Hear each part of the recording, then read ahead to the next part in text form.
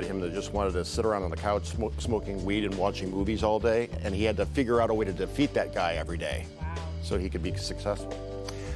One new movie in theaters and a couple new shows on Netflix to talk about. Today's Real Talk is here, and movie reviewer Greg Russell is as well. Hey, Greg, what's up? Doing great, Jason. How about yourself? Good. Let's start with the new movie out in theaters from DreamWorks. It's called Spirit Untamed. Yeah, this is the story about a young girl who gets taken away from where she was living because of some situations, has to move out west to live with her dad. So she gets there, she has no friends, but all of a sudden befriends a horse. And this is all about their relationship, how she and the horse both felt like outsiders to their surroundings until they met each other. Got to talk to two of the young cast members of the movie, and here's what they had to say about being in it and also seeing themselves animated. And here's your character. Has to move to a whole completely different way of life.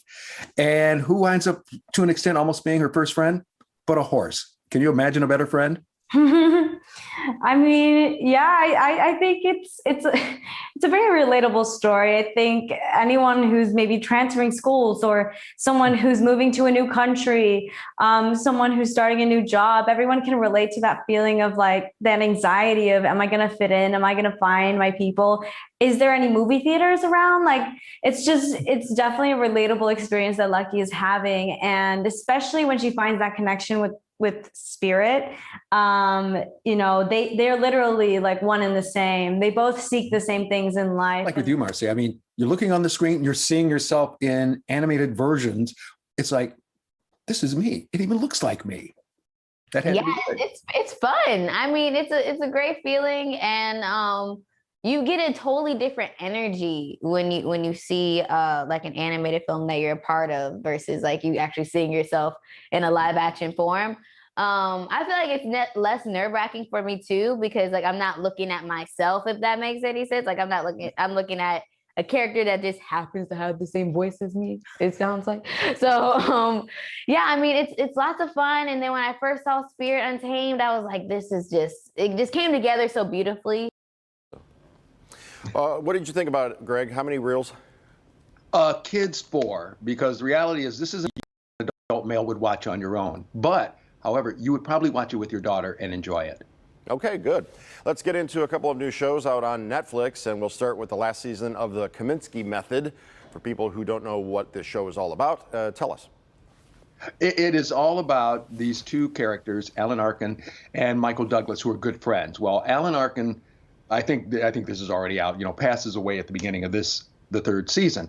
So this is all about Sandy, the Michael Douglas character, trying to get through his life and also deal with his family situation. He's got an ex-wife and a daughter who is engaged to Paul Reiser, and just this whole family dynamic. Got to talk to Paul Reiser and Sarah Baker about being in the show. And for you, Paul, not only did you have her parents to deal with, but then your mom shows up. I'm in my character, I was 68 something and just absolutely infantilized and traumatized by this woman to the end.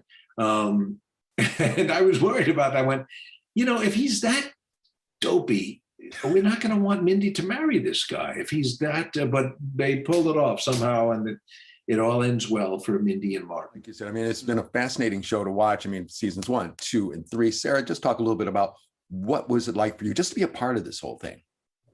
I mean, it's been a dream. I would say it's been a dream, but it's also, I mean, I never in my life imagined even meeting Michael Douglas, Kathleen Turner, Paul Reiser, much less I think I'd get a chance to work with them. Paul and I even got to work together briefly before this too. So it's just been amazing. It's also great to see that the War of the Roses family had a child. So that was fabulous. Right? I like to say they're romancing the Stone people because I feel the relationship is a little better, but you're probably closer to the truth and how their relationship actually was. And then, Paul, I've got to tell you something. There was one particular scene that really hit home to me. It was the part where you were getting out of the Porsche. Yes. Did you not find it graceful and elegant? Oh, my birthday was like 2 weeks ago. My brother, who's a car addict, loaned me his Corvette, just for my birthday. Yeah. Nice. This is no lie. When I would park in my driveway, I would look around to make sure no neighbors were out. just so I could open the door and tuck and roll to get out. No way. I'd do that in my Mustang. Real quick, what are your thoughts?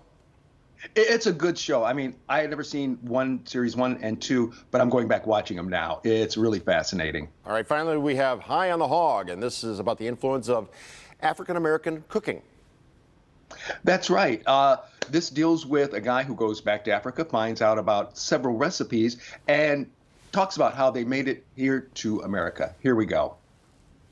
The history, of the stuff, the foods and meals that were started there that were brought over here, where, of course, we're used to having it, all the time, thinking, oh, this came from, wherever, Georgia, North Carolina, or here in Michigan. But no, it all started over there. Absolutely, yeah.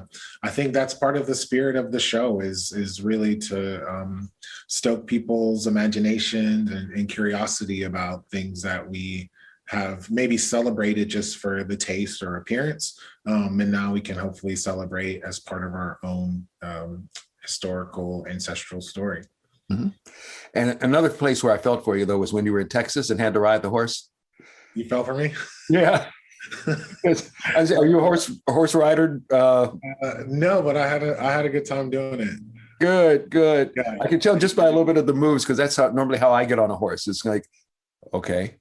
Yeah. How fast are you gonna go? He's not in a race. I was very cautious. They gave me the eldest, tamest horse, which was nice. All right, worth a go on Netflix? Yeah, it is, because it not only is a good food show, but also a great history lesson for people to find out about. All right, Greg, have a great weekend, buddy. And you too. I'm going to get some of those wasabi peanuts now myself. Almonds. Tati, over to you.